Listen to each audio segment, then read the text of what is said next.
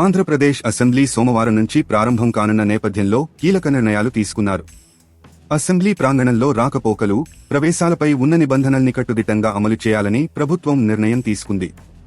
ఈ మేరకు మంత్రులు, ఎమ్మెల్యేలు, ఎమ్మెల్సీలు, మీడియా, విజిటర్లు, పోలీసు సిబ్బందికి ప్రత్యేక పాస్లు జారీ చేశారు.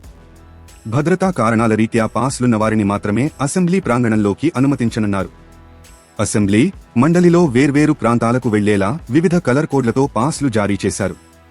అసెంబ్లీ గేట్ 1 నుంచి మండలి chairman, speaker, deputy speaker, CM, deputy సీఎంలకు మాత్రమే అనుమతి ఉంటుంది. గేట్ 2 నుంచి మంత్రులకు మాత్రమే అనుమతి ఇస్తారు. గేట్ 4 నుంచి ఎమ్మెల్యేలు, ఎమ్మెల్సీలకు మాత్రమే అనుమతిస్తూ బులెటిన్ జారీ చేశారు. మండలి చైర్మన్, స్పీకర్, సీఎంలు వచ్చి వెళ్లే కారిడార్లోకి ఇతరులెవరికీ అనుమతి లేదని స్పష్టం చేశారు. 4వ గేట్ గన్ పాయింట్ మినహా భద్రతా సిబ్బందిని అనుమతించేది లేదని వెల్లడించారు. మంత్రులు, సభ్యుల పీఏలను అవసరం మేరకు మాత్రమే అనుమతిస్తామని స్పష్టం చేశారు. శాసనసభ వ్యవహారాలతో సంబంధం లేని ప్రభుత్వ విభాగాల సిబ్బందికి ప్రాంగణంలోకి అనుమతి లేదని తెలిపారు. శాసనసభ, మండలిలోకి సభ్యులెవరూ ఆయుధాలతో రాకూడదని బులెటిన్లో పేర్కొన్నారు. ఒకవేళ వచ్చినా అసెంబ్లీ ప్రాంగణంలో ఉన్న బెల్ ఆఫ్ ఆర్మ్లో డిపాజిట్ చేయాల్సిందిగా సూచించారు.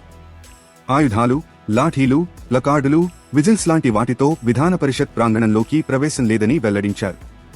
భద్రతా కారణాల రీత్యా సభ్యుల పీఏలు, వ్యక్తిగత సిబ్బందిని తీసుకురావద్దని సూచించారు.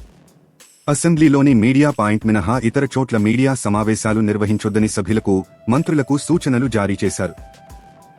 తాజా సమాచారం కోసం లైక్ చేయండి, సబ్స్క్రైబ్ చేయండి, నోటిఫికేషన్ల కోసం గంట సింబల్ ఆన్ చేసి పెట్టండి.